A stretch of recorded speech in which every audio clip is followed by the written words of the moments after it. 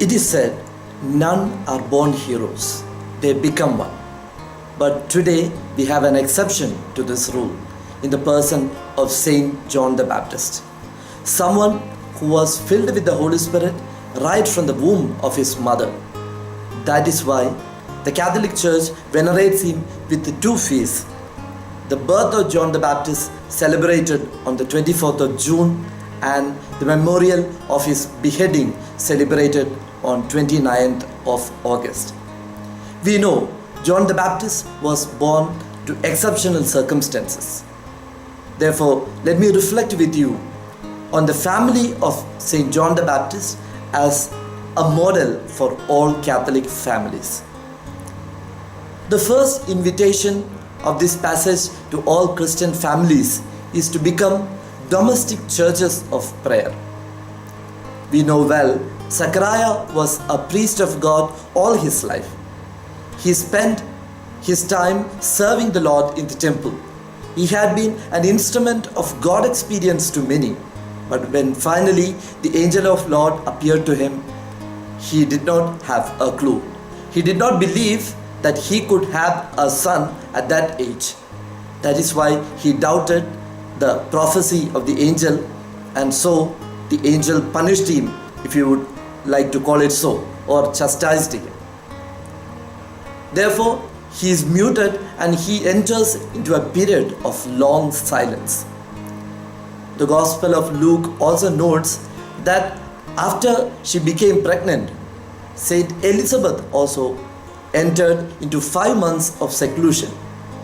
Now, both Elizabeth and Zechariah are in a period of silence. When the Gospel tells you silence, do not consider it as sterile silence which is not productive. But here, what is meant is a period of meditation, a period of communion with God. And what is the result? The result is Saint John the Baptist. The Gospel gives 3 attributes to this child. The hand of the Lord was with him. He was filled with the power of the Holy Spirit, and he sought the Lord in the desert. Our families too should become places of prayer and communion with God, and then we will have spirit-filled children and parents. Secondly, the most important consecutive element of a family is the understanding that is reigning between the spouses.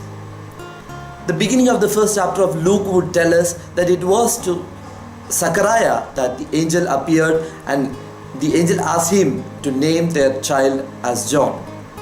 But in today's Gospel, we see when the time for purification came, it is not Zechariah, but it is Elizabeth who is demanding for the name of John. We should remember that during this time, both of them were in a period of silence. Still, Elizabeth could hear what was in the heart of her husband. I believe this is indicative of the great understanding that reigned between both these spouses, because their hearts beat with the same rhythm. I think this kind of complementarity of heart is essential element of any family. Thirdly, I am inviting your attention to the great song of praise, the song of Zechariah, which would come immediately after this passage. In this song, he would point out the divine mandate for his son. He would say, "You, my child, will be called the prophet of the Most High. You will go before the Lord to prepare his ways. You will give knowledge of salvation to peoples. You will lead them to forgiveness." Zechariah knew the scriptures well. He knew that no prophet was accepted in Israel. For some of them, their message was rejected. Some were persecuted and some were even killed.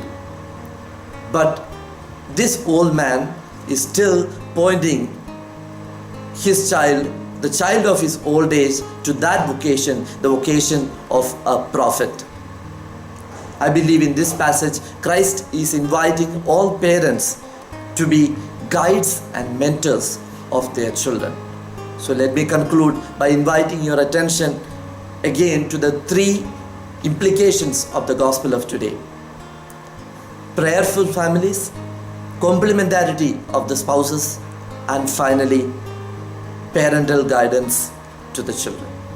May God bless you.